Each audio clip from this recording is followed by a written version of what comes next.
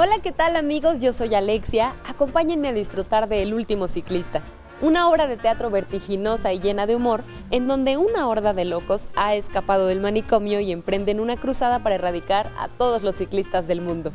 No se muevan de sus lugares. Esto es De Todo, comenzamos.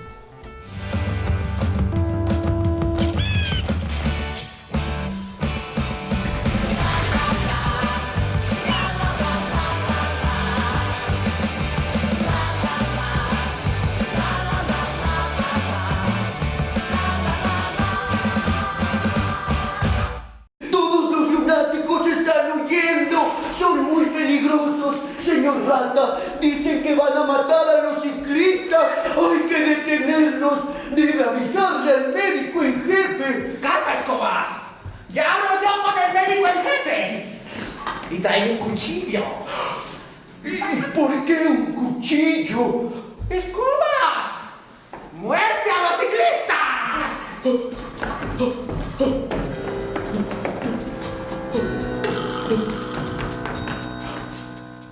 Natalia Godet es la talentosa directora de este montaje y a continuación nos explica cuál es el origen de este texto, por qué decidió montarlo y cómo fue el proceso creativo.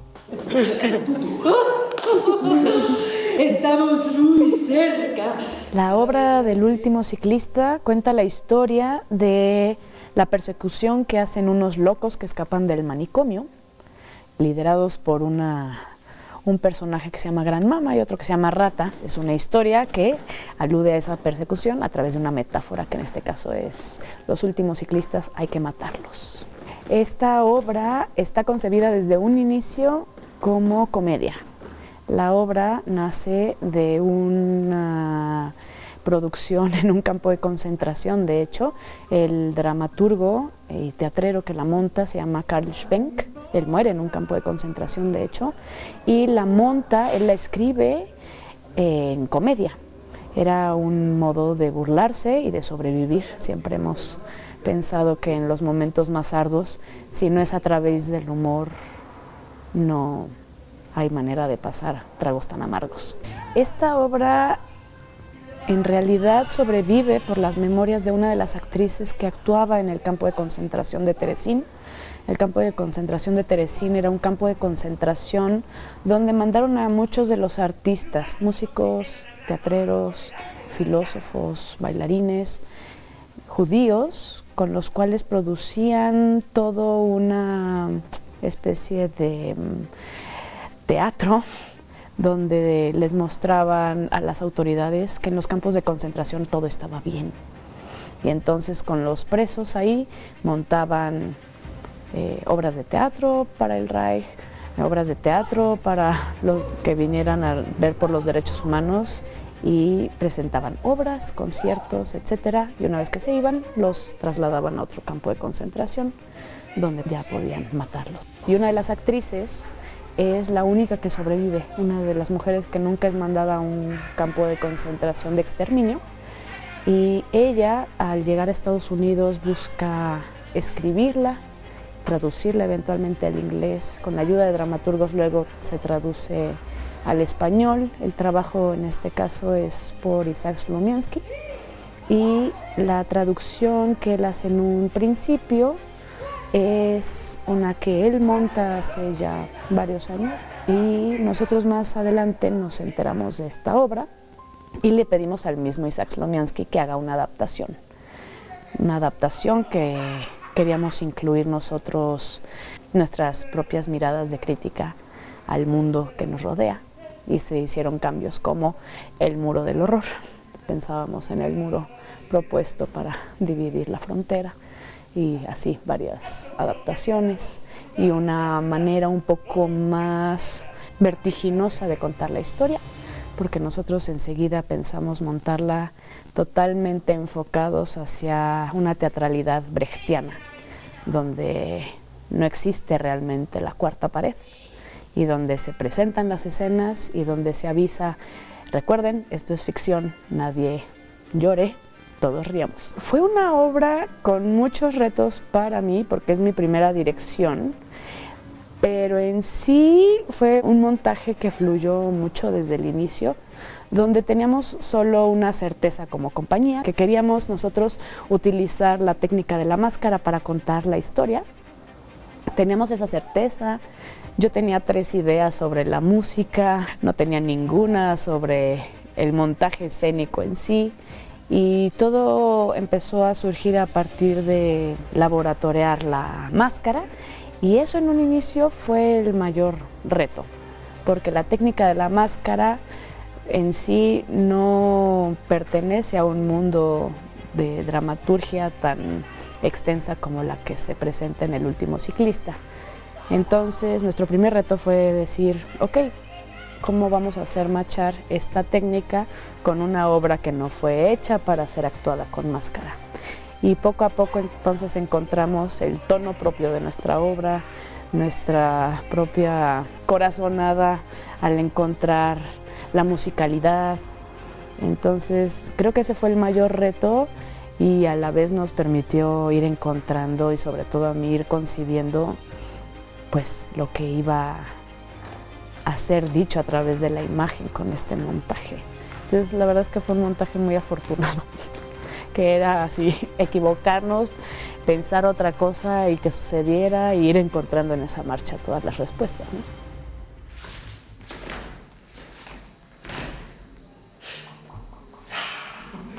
¡Mariposa!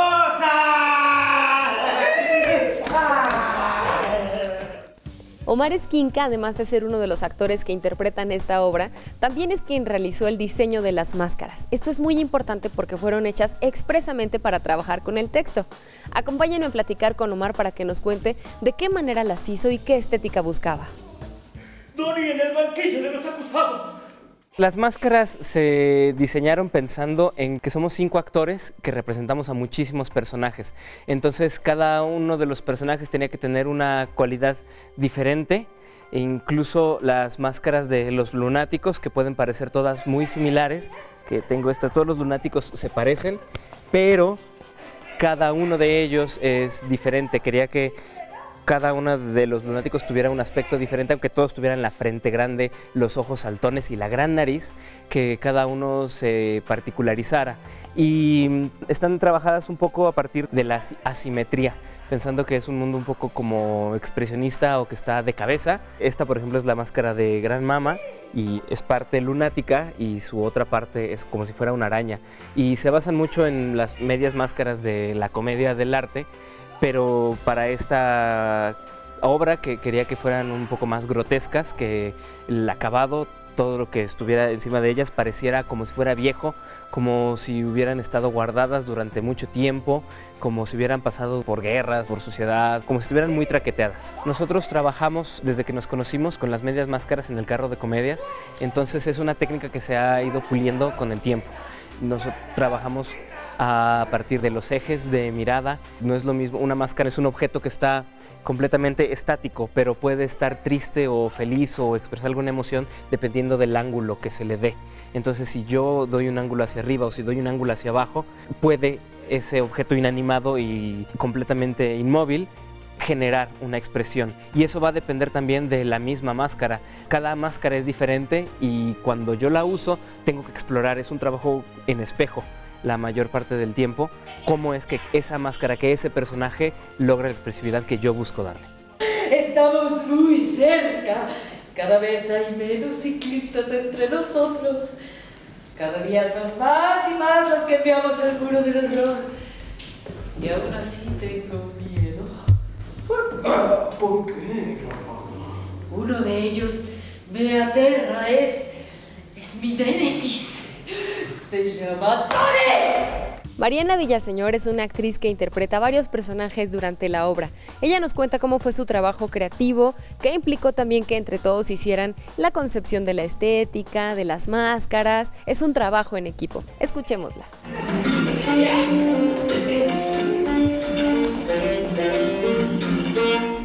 Nos juntamos los Güeros Teatro, que somos Natalia Godet, Omar Esquinca y yo, a hacer un bombardeo de ideas de cómo veíamos a los personajes.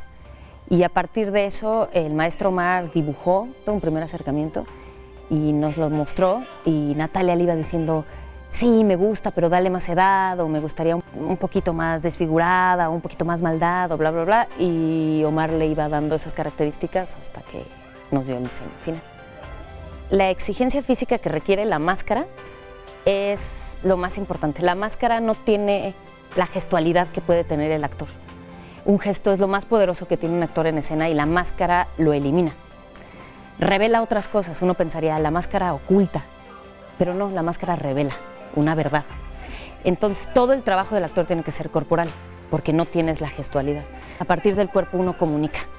Entonces hay que tener un entrenamiento corporal específico para máscara que requiere columna vertebral siempre con mucha movilidad, romper cajas, ¿no? Que así le decimos, que quiere decir caja de abajo, caja de medio y caja de arriba, para poder bifurcar el cuerpo en distintos ejes y que tenga una estética llamativa, que el discurso corporal acompañe siempre lo que se está diciendo con la máscara. En la máscara siempre lo más llamativo es el cuerpo. Entonces fue un proceso de 2 meses, casi 3, de pura exploración corporal, de máscara, con la maestra Julieta Ortiz, que es una maestra especialista en la máscara, que la ha estudiado con Binoche en Francia y después aquí en México, y ella también nos dio una asesoría en cuestión de el lenguaje corporal, de estas en específico, y pues de ahí la complejidad de usar el lenguaje de la máscara. ¿Qué está haciendo? ¿Está envolviendo una bicicleta? Sí, es que amo a Donna. La estoy envolviendo para darle un regalo sorpresa. ¿Y qué no sabe que las bicicletas están prohibidas? Sí, y a los ciclistas nos persiguen y encarcelan. Y después nos mandan al muro del horror. Ahora Natalia nos explica de qué manera trabajaron para concebir la estética de la escenografía y el vestuario. Por supuesto, todo tiene que ver con el origen del texto. Recordemos que esta obra fue escrita y actuada en un campo de concentración. Entonces, ¿de qué manera resolvían los actores originales todo el trabajo en escena? Vamos a verlo. ¡Último ciclista fugitivo! La escenografía y el vestuario son diseños de Andrea Pacheco. Andrea Pacheco fue justamente quien visualizó la representación plástica de este mundo del campo de concentración, por un lado. Ella utilizó mucho la idea de recrear cómo montaron los mismos Karl Schwenk y los actores en el campo de concentración una obra con tan pocos elementos. Seguramente se vestían con las 3 mantitas que les daban para dormir y con los 3 trapos que tenían, hechos de remiendos, etcétera. Y un poco era, por un lado, rescatar esa parte donde pues hiciera alusión a lo que en algún momento fue las primeras representaciones en las barracas del campo de Teresín. Y por otro, con la máscara, ella fue pensando en una parte muy estrafalaria de lo que se usa como tocados con la máscara, que es súper importante. Uno no usa una máscara solo ella. La parte que la cubre, que yo uso como tocado para proyectar todavía más la máscara, es súper importante. Y ella ahí le dio un giro padrísimo que es súper estrafalario, son unos pelos loquísimos, todo eso lo diseñó ella. La diseñadora de vestuario se llama Andrea Pacheco, una profesional del vestuario, ha estado en Tokio y en Estados Unidos, y ella junto con Natalia y Adriana Vadillo, que hizo todos los tocados a mano, increíble el trabajo que hicieron, diseñaron una estética que tiene que ver con un kamishibai japonés. El kamishibai japonés es un pequeño teatrino que usaban los japoneses para llegar así, ¡ting!, y se abría un universo, ¿no?, en el que se contaba toda una historia, ¿no? Entonces, en base a eso, diseñaron una estética muy específica que buscaba la directora, y conforme a eso, con retazos de tela, los colores sepia que buscaban y tal, pues se diseñó el vestuario. Mi vestuario ayuda, más bien yo diría que algunas veces estorba, porque bueno, una vez que el actor se prepara físicamente y después sacas el personaje y después la máscara y el trabajo corporal, viene el vestuario. Y entonces muchas veces te ponen un vestido, por ejemplo, Gran Mamá usa un vestido que tiene unas mangueras circulares que son 5 hacia abajo, como si fuera un gran pastel, que bueno, después de estar trabajando y tal, llega el vestido y uy, para manejarlo o para incluirlo es otra preparación. Hay vestuarios como este, que pues es muy sencillo y te permite toda la libertad de movimiento, pero sí hay otro tipo de vestuarios que generan un reto para el actor, como domarlo, e incluirlo, darle también una voz, ¿no? Si está ahí, pues ya lo uso, o lo alzo, o tapo algo, o volverlo parte de tu trabajo actoral. Política. ¡Lunático ahora! ¡Policía lunático! ¡Entra! Hubo varias adaptaciones y hay varios juegos que se llegan a hacer en escena. Por ejemplo, hay un actor que siempre prueba con varias cosas, ¿cómo lo llamaron? Hicieron una crítica, era una crítica mala, ¿no? Que criticaban que había una parte de volver latino este asunto y que no estaban de acuerdo, ¿no? Que a lo que yo pienso, bueno, finalmente es hablar de lo que nos mueve, entonces de repente aparecían tropicalizaciones por ahí de algún actor, hay personajes que tienen cierto tono que nos aluden a personajes de nuestra vida. No es coincidencia que de pronto uno de los locos, que es un personaje muy prepotente, que se lleva a un personaje a decir frente a la corte mentiras, pues sí tiene un tono de policía chilango, ¿no? Jugamos con esas cosas, jugamos con la adaptación de lo del muro del horror, apelando al muro de Donald Trump, y hacemos así varios jueguitos. Son mínimos, porque creo que la obra es una obra que habla de algo universal, pero sí, por ahí andan apareciendo y se vuelven muy simpáticos. ¿Dónde estamos? Estamos perdidos. Ay, Rico, yo no sé cómo fue que permití que me convencieras de hacer este viaje. ¿Preferías que te mandaran al muro del horror por andar en bicicleta nomás, verdad?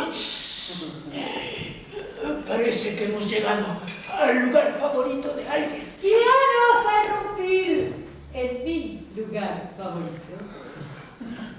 ¡Hola! ¡Hola! Son ciclistas. Yo soy dos personajes, uno es el personaje de Lunático y otro es el personaje de Donnie, y Donnie tiene la exigencia física que es un personaje que es perseguido, entonces siempre está corriendo, siempre está alterado y además es un personaje que está enamorado, es como si estuviera volando todo el tiempo y ese es como creo que el gran reto, siempre está activo, siempre está como en el aire. El Lunático, bueno, es parte de los lunáticos que están un poco más hacia la tierra, ese es un poco más divertido, creo que más bien ahí se trató de jugar hacia explorar la parte animal.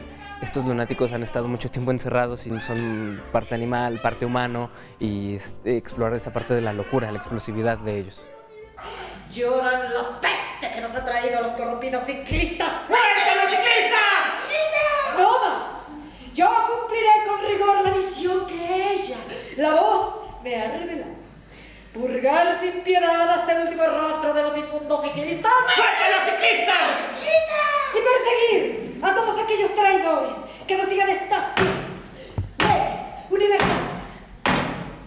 ¡Primera! Amarás a Gran Mama por sobre todas las cosas. Gran Mama es esta lunática, porque inicia siendo una lunática, que se enferma de poder, que en este vacío que tiene también como de carencia de cariño, porque también es una mujer que necesita aceptación y está ahí encerrada con los locos, de pronto este otro personaje rata empieza a jugar con su mente y se da cuenta que es fácil manipularla y ella se deja manipular y la enferman de poder. Y es una mujer que cree que puede llegar a conquistar el mundo. Y supongo que es la gran villana de la historia, pero al final creo que tiene un lado muy tierno, muy complejo, muy triste. Donna es la enamorada, que representa junto con Donnie pues la esperanza. Siempre los enamorados en cualquier historia son el arquetipo de la esperanza, de toda la problemática que se maneja. Y el lunático, que en lo particular el mío no habla, tiene un lenguaje inventado. Este haría las veces de igual, alguien muy manipulable que termina siendo una especie de soldado nazi, fascistoide y que se deja manejar por el régimen imperante en ese momento, ¿no? La música, cómo logramos que la música nos lleve a un lugar cercano de lo que imaginamos que sucedía en la época de los años que abarcó la Segunda Guerra Mundial y al mismo tiempo que no sea tan evidente. Esa fue mi primera, me acuerdo, inquietud. Y el músico, el compositor, que es Ricardo Zárraga, me ayudó muchísimo con eso. Me hizo unas 3 propuestas, me acuerdo, y sobre esas propuestas nos fuimos de corrido porque hizo unas propuestas que a mí incluso me resonaron a ya, los personajes se mueven así, claro, ¿no? Hay una canción hermosa que me encanta que compuso, que es la canción de amor de estos 2 personajes que se encuentran y viven su tórrido romance a través del tiempo espantoso de la persecución. Y yo cada vez que escucho esa música recuerdo cómo la escuché y dije, ay sí, ya entiendo cómo va esto. Entonces la música, la verdad es que es un componente fuertísimo donde encontramos nosotros mucho la cadencia de los movimientos de los personajes. Existe esa parte musical, que es la composición de Ricardo, y por otro lado existe también una investigación que hicimos con Mariana Villaseñor. Ella hizo todo un ensamble pues rítmico con el cuerpo para definir también toda la corporalidad de los locos, que son los que escapan del manicomio, se ponen a perseguir ciclistas, y ese es otro tipo de musicalidad al que aludimos nosotros para poder marcar el ritmo de las secuencias que son cada escena tan chiquita, ¿no? Por ejemplo. Arrasamos con todo. No dejamos nada, ni de comer, ni de beber, Ni de nada. solo enfermos, hambrientos, gente muriendo. Quiero mi manicomio. Para mí la obra significa poder recuperar la memoria de un suceso muy, muy terrible dentro de la historia y poder hacer una analogía a cualquier tipo de persecución a lo largo de la historia presente, pasado, futura, donde todas estas persecuciones son absurdas y cómo pues, la gente se ve inmiscuida en estas guerras y en todos estos problemas por cuestiones estúpidas que de repente pone alguien en el poder que se le ocurrió o porque no, porque hay otro interés. Pero para mí es poder rescatar esa memoria no solo de las personas que vivieron esta cosa tan terrible en el Holocausto, sino de cualquier persona que ha sido perseguida o que ha sido víctima de la violencia en el mundo. El teatro es un arte escénico que al conmovernos, divertirnos y hacernos reflexionar, le presta voz a la verdad. Es por eso que existen obras como la que conocimos el día de hoy, que no importa cuánto tiempo haya pasado desde que se escribieron, siguen siendo vigentes. Nos despedimos, pero ya saben que pueden volver a ver este capítulo en nuestro podcast en iTunes o también en nuestro canal en YouTube. Ahí lo pueden compartir con quien quieran, las veces que quieran. Y si tienen comentarios, dudas, sugerencias o quieren dejarnos saludos, tenemos Facebook y Twitter. Están apareciendo en la pantalla. Yo soy Alexia y recuerda que lo más interesante y lo más divertido lo encuentras aquí, en De Todo.